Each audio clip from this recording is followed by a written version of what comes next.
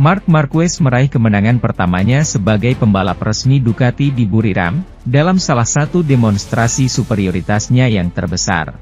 Pembalap Spanyol, yang telah memenangi balapan pendek pada hari Sabtu, sekali lagi memanfaatkan posisi terdepannya dengan baik, untuk naik ke barisan depan dan memperlebar jarak lebih dari 1 detik di atas saudaranya, Alex Marquez.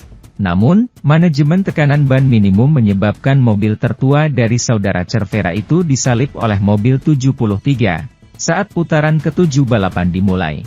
Keunggulan Marquez yang lebih tua di Thailand memungkinkan dia untuk duduk dengan nyaman di belakang pembalap Gresini, nyaris tak bergeming atau melebih-lebihkan, sebelum muncul dari sarangnya dengan 4 putaran tersisa sebelum bendera kotak-kotak. Dalam manuver tanpa embel-embel di pintu masuk tikungan terakhir, sang juara multi-juara kembali mendapatkan keunggulan dan, dalam waktu singkat, membuka selisih hampir 1 detik dalam 4 tikungan, untuk melewati garis finish sebagai pemenang dan dengan keunggulan 1,7 detik, atas Alex, yang berhasil menahan Pecco Bagnaia, yang menyelesaikan podium yang identik dengan yang terjadi dalam sprint. Dengan resital ini, Marc Marquez meraih kemenangan penuh kemenangan dalam sprint dan balapan jarak jauh, serta posisi pole dan lap tercepat yang disebutkan sebelumnya di tempat favoritnya. Di sini ia dinobatkan sebagai juara dunia pada tahun 2018 dan 2018. Kedua kemenangan ini berarti bahwa Marquez sekali lagi meninggalkan Grand Prix sebagai pemimpin klasifikasi, 93 acara kemudian. Jauh di belakang, 2,7 detik, 3 teratas, Franco Morbidelli finish di posisi keempat, setelah terus melaju dan memenangi pertandingan melawan Ai Ogura, kelima. Penampakan sebenarnya dari awal kejuaraan ini. Marco Bezzecchi, keenam, tidak mampu mendekati pebalap satelit Aprilia itu di titik manapun, ia finish 7 detik di belakangnya. Meskipun ia berhasil mempertahankan diri dari Johan Zarco, ketujuh.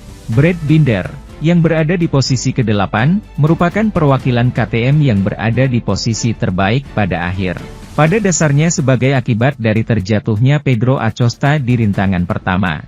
Enea Bastianini, ke-9, dan Fabio Di Giannantonio, ke-10, melengkapi 10 besar yang jauh lebih kompetitif dibandingkan tahun lalu.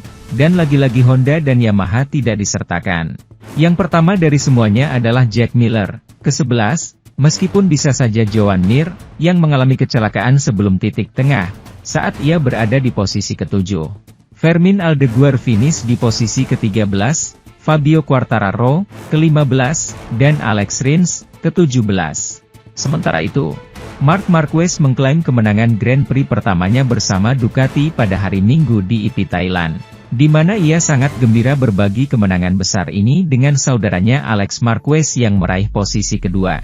Belum pernah dalam sejarah dunia balap sepeda motor ada 2 kakak beradik yang berhasil melintasi garis finish pertama dan kedua dalam satu balapan. Sebuah tonggak sejarah yang dicapai Marc Marquez dan Alex Marquez hari Minggu ini di Grand Prix Thailand, melampaui podium, tanpa kemenangan, yang telah mereka bagi tahun lalu di Jerman.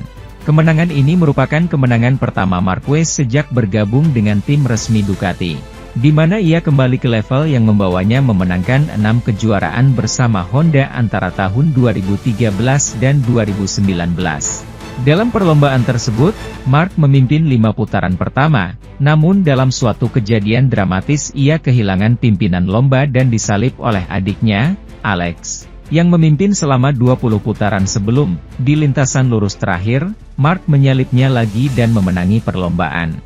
Saya melihat tekanan ban depan tidak turun seiring putaran yang dilalui. Kemarin mereka menyesuaikannya lebih lanjut, tetapi saya melihat bahwa mereka akan menghukum saya jika saya tidak berhasil meningkatkan tekanan.